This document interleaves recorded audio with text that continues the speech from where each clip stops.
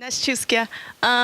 Thank you for being here. My name is Itziri Moreno, and I am in CAC and I teach Spanish. I'm very happy here today to present the Purepecha language workshop. So I'll start with our objective, which was to create a language program for the local Purepecha community and to have a welcoming space for the Purepecha community here on campus, and also to create curriculum and materials rooted in second language acquisition and indigenous language revitalization methodologies. So just to give you a little bit of context, the Purepecha people are originally from Michoacan, Mexico, and it is still the home of the majority of the Purepecha people. But there is a large population here in the United States, and one of them is here in the Puget Sound. So there are about 1 million people that self-identify as Purepecha, but only about 117,000 speakers still speak the language, and 90% are bilingual with Spanish. So it's definitely an endangered language. So this is the case of the Purepecha here in the Puget Sound. So despite the fact that the community is thriving, many people are struggling to maintain their language and their culture.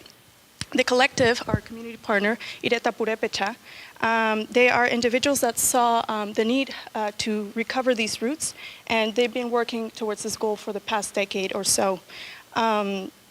So they have been providing spaces for leadership, as you can see here, for ceremony, for activism, as you can see the bottom left, right, and cultural celebrations. So myself, as I am a descendant of the Purepecha, and I've been working with this collective for the past 2 years or so. So while nearly almost all of our members here in the collective are of Purepecha descent, most of them actually don't speak the language. So that's where the idea came to implement a language workshop here.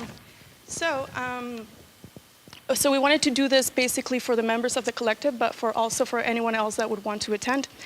So one of our members, he taught himself the language a while back, and he is now fluent. So the collective decided to nominate him for this position, and so he was selected to be our language instructor.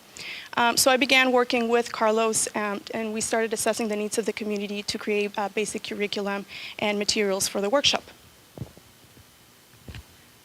So, as many language revitalization scholars have noticed, it is of utmost importance that language curriculum be adapted to the particular needs of each community.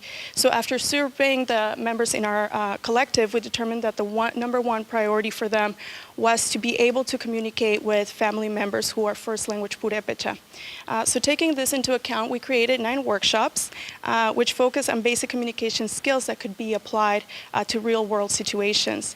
Furthermore, because many of them don't necessarily have extensive formal education, we opted to include minimal grammatical and metalinguistic content. So instead, we focus on what we call comprehensible input, which aims to provide understandable language even though the students may not know all the words, they're still able to understand. So we did this grounded in Purepecha culture and daily life, and also backed with lots of visuals, as you can see here, and interactive activities.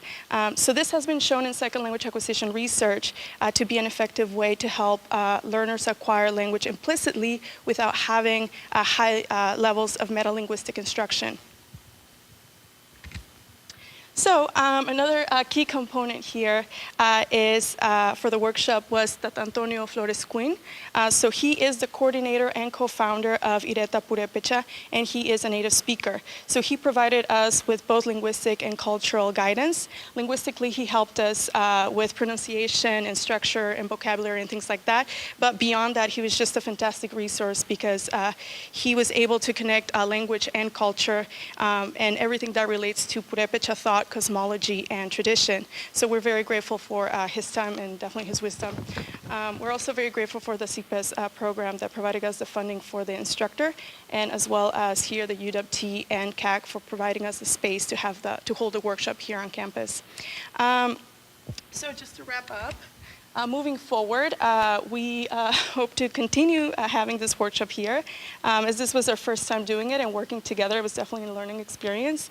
But we have many insights on how to improve for future iterations of the workshop. So hopefully, as we develop the workshop, we can continue to attract more students, UW students into our workshop, but also more community members. And just in general, create awareness around the importance of reclaiming our language and our culture. So, thank you.